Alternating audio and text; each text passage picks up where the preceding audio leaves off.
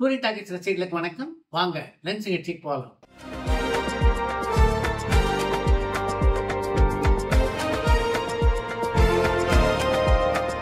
என்னம்மா முதல் கேள்வி? நடிகை குஷ்பு உடல் எடையை எப்படி குறைச்சாங்க? அவங்களுக்கு உடல்நலம் எதுவும் சரியில்லையா? அண்ட் இப்போ ஏதாவது திரைப்படங்களை நடிக்கிறாங்களான்னு தேனியிலேருந்து போனா கேட்டிருக்காங்க. உடலை குறைக்கிறது அப்படின்றது அவ்வளவு எளிதான விஷயம் இல்லை. அப்படி ஒரு முடிவு எடுத்தாச்சுன்னா அதுக்கு கடுமையான உடற்பயிற்சிகளை செய்யணும். உணவு விஷயத்திலையும் கட்டுப்பாடோடு இருக்கணும்.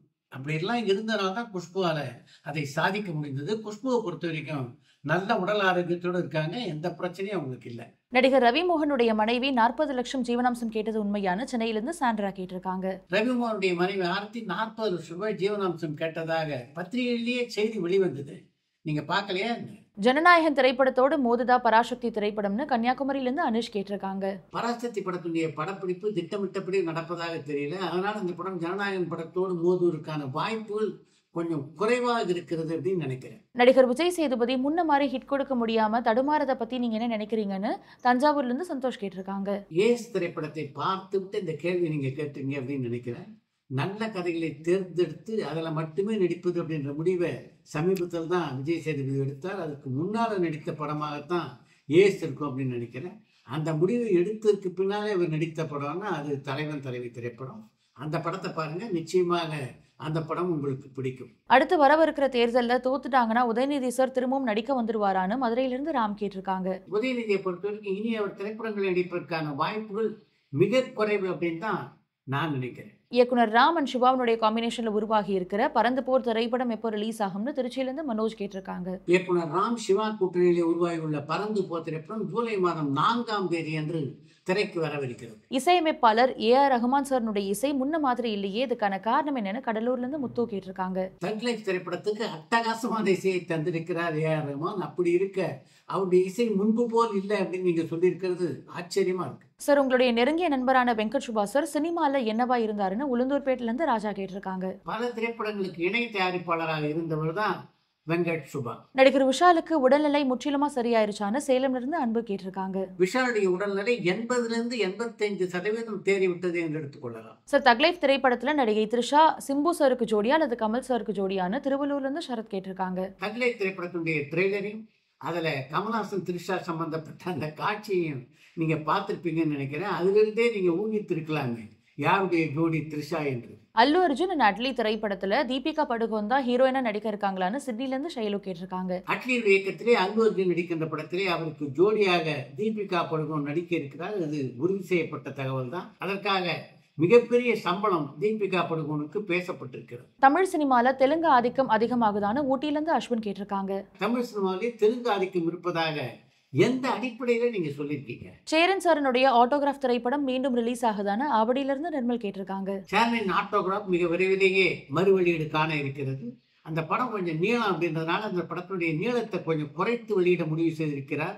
சரி, படங்கள்ல பைக் ஓட்டும் பொழுது ஹெல்மெட் அணியறத கட்டாயமாக்க முடியுமான்னு அம்பத்தூர்ல இருந்து சங்கர் கேட்டிருக்காங்க. படங்கள்ல நடிக்கின்ற கதாபாத்திரங்கள் பைக் ஓட்டும் போது ஹெல்மெட் அணிந்து தான் ஓட்டணும் அப்படின்றத கட்டாயமாக்க முடியாது. ஆனா சம்பந்தப்பட்ட இயக்குனர் இந்த விஷயத்துல கவனம் செலுத்துவது நல்லது. துப்பறிவாளன் பார்ட் 2 திரைப்படம் எப்ப ரிலீஸ் ஆகும்? அதை நடிகர் விஷால் தான் இயக்குவாரா அல்லது அவருடைய உடல்நிலையை கருத்துல கொண்டு இயக்குனர் மிஷ்கின் இயக்குவாரான்னு பெங்களூர்ல இருந்து வசந்த் கேட்டிருக்காங்க. துப்பறிவாளன் 2 திரைப்படத்தை முடித்து கொடுப்பதற்கு இன்னும் கூட மிஷ்கின் தயாரா தான் இருக்காரு. ஆனா விஷால் அதை ஏற்றுக்கொள்ள தயாராக இல்லை. அவரை பொறுத்த வரைக்கும் துப்பறிவாளன் 2 திரைப்படத்தை அவர் இயக்க வேண்டும் அப்படின்ற முடிவில் இருக்காரு. ஆனா எப்ப இயக்க போறாரு, எப்ப அந்த படம் வெளிவர போகிறது அப்படின்றத பத்தி யாருக்குமே தெரியாது அப்படின்றதுதான் உண்மை. நடிகர் தனுஷுக்கு அப்துல் கலாம் ஐயாவினுடைய வேடம் செட் ஆகுமான்னு வடபழனில இருந்து விமல் கேட்டிருக்காங்க. அப்துல் கலாமுடைய கதாபாத்திரம் தனுஷுக்கு பொருந்துமா அப்படின்றதுல உங்களை மாதிரியே எனக்கும் சந்தேகம் இருக்கிறது. ஜேசன் சஞ்சய் இயக்குற திரைப்படத்தினுடைய பட்ஜெட் என்ன அண்ட் லைக்கா நிறுவனம் அந்த ப்ராஜெக்ட்ல இருந்து விலகிறதா வர செய்திகள் உண்மையான காரைக்குடியில இருந்து அருண் கேட்டிருக்காங்க. ஜேசன் சஞ்சய் இயக்குகின்ற படத்துடைய பட்ஜெட் என்ன அப்படின்றத பத்தி முழு விவரம் தெரியல. ஆனா அந்த படம் இன்று வரையில லைக்கா புரொடக்ஷன் தயாரிப்பு தான் இருக்கிறது. அவங்க அந்த படத்தை விட்டு விலக மாட்டார்கள் அப்படின்னு தான் நான் நினைக்கிறேன். நடிகர் விஜய் அண்ட் அவருடைய தந்தையான SAC இவங்க 2 பேருக்கும் இடையே இருந்த பிரச்சனை தீர்ந்துருச்சா அண்ட் SAC சார் நடிகர் விஜய்க்காக பிரச்சாரத்துல ஈடுபடுவாரான்னு கோயம்புத்தூர்ல இருந்து பிரதீபன் கேட்டிருக்காங்க. விஜய்க்கும் அவருடைய தந்தை SA சந்திரசேகருக்குமான பிரச்சனை முழுவதுமாக தீர்ந்ததாக சொல்ல முடியாது. ஆனாலும் நிச்சயமாக தமிழக வெற்றி கழகத்துக்காக SA சந்திரசேகர் பிரச்சாரம் செய்வார். அதில் எனக்கு நம்பிக்கை இருக்கு.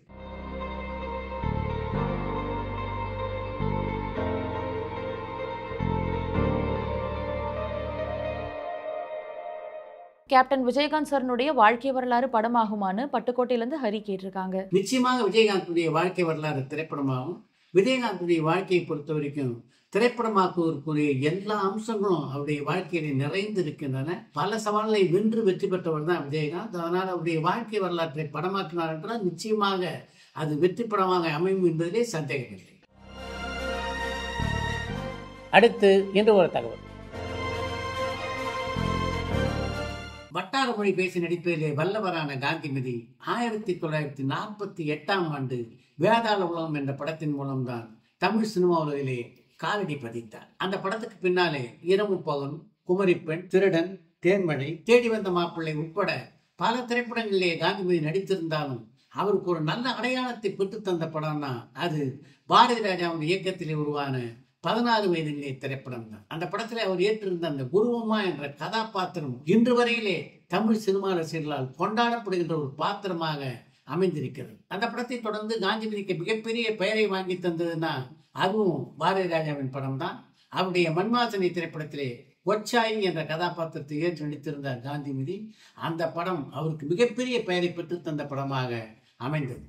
காந்திமதியை திரை வாழ்க்கையில் அவர் கதாநாயகன் நடித்த ஒரே ஒரு திரைப்படம் உன்னை போல் ஒருவன் என்ற திரைப்படம். அந்த படம் ஜெயகாந்த் எழுதி இயக்கி தயாரித்த திரைப்படம். உன்னை போல் ஒருவன் திரைப்படத்துடைய தயாரிப்பு செலவு கேட்டீங்கன்னா நீங்க எல்லாருமே ஆச்சரியப்படுவீங்க. 21 நாட்களிலே தயாரான இந்த திரைப்படத்தை 1 லட்சம் ரூபாய் செலவிலே தயாரித்திருந்தார் ஜெயகாந்த். அந்த படம் வெற்றி படமாக அமையாது என்பதை தெரிந்து கொண்ட ஏவி மெய்யப்ப செட்டியார், நீங்க அந்த படத்துக்காக எவ்வளவு செலவு கொண்டிருக்கீங்களோ அந்த 1 லட்சம் ரூபாவை நான் கொடுத்துட்றேன், அந்த படம் சம்பந்தப்பட்ட எல்லா உரிமைகளையும் எனக்கு கொடுத்துருங்க, நான் பிரபலமான நட்சத்திரங்களை விட்டு அந்த படத்தை மீண்டும் எடுக்கிறேன் என்று ஜெயகாந்தன் சொன்னார். பிரபலமான நட்சத்திரங்களை போட்டு அந்த படத்தை எடுத்தா நிச்சயமாக தான் சொல்ல நினைக்கின்ற கருத்துக்கள் அந்த படத்தில் சொல்ல முடியாது என்று நினைத்த ஜெயகாந்தன் அந்த படத்தை ஏபி மெய்யப்ப செட்டியாருக்கு விற்க மறுத்து விட்டார். அதுக்கு பின்னால் அந்த படத்தை வெளியிடுவதற்கு பல சிரமங்களை ஜெயகாந்தன் மேற்கொள்ள வேண்டி வந்தது. அப்படி சிரமப்பட்டவர் அந்த படத்தை வெளியிட்டாலும் அந்த படம் வெற்றி பெற்றதா என்றால் இல்லை. இந்த படம் ஷாஜி படம் வந்து ஹைதராபாத்தில் ஷூட்டிங். காலையில் 6 மணி இருக்கும். நான் இப்படி எதிர்த்து லுங்கி கட்டிட்டு, ஏன்னா அவருடைய ஹோட்டல் வேறு, என் ஹோட்டல் வேறு, ஜஸ்ட் ஆப்போசிட் தான், கொஞ்சம் தூரம் டிஸ்டன்ஸ். அங்கே ஒருத்தர் லுங்கி கட்டிட்டு நடந்து வந்துட்டு, அங்கே இருக்கிறதுல வந்து லுங்கி கட்டிட்டு நடந்த அளவுக்கு ஆர்டிஸ்ட் யார் அப்படின்னு சொல்லிட்டு நான் மெதுவாக அப்படி இறங்கி போனால் ஒரு கையில் ஒரு பொட்டியோட கேப்டன் வரார். கடைசியாக மரியாதை சிவா படம் நான் தான் ஃபுல்லாக வருவேன். பேங்காக்கில் சாங் இறங்கின உடனே எனக்கும் விக்ரமன் சாருக்கும் பயங்கர மிஸ்ஸாச்சு. நான் மணி சாரை பார்த்து நீங்கள் எனக்கு படம் பண்ணணும்னு சொல்லி நான் சத்யவாக்கு முன்னாடியே கேட்க போயிட்டேன். இது பயம் தெரியாத மாதிரி ஒரு நாள் வீனஸ் காலையில் வீட்டுக்கு போயிட்டேன். ஃபோன் பண்ணேன், அவர் தான் எடுத்தார். உங்களை பார்க்கணும் சார் அப்படின்னு. ஓ வாங்க அப்படின்னு உடனே போனேன். பரபரப்பான சினிமா செய்திகள், நட்சத்திரங்களின் பேட்டிகள், சினிமா வரலாறு ஆகியவற்றை பார்க்கவும் படிக்கவும் உங்களுக்கான இணையதளம் tourantalkies.co.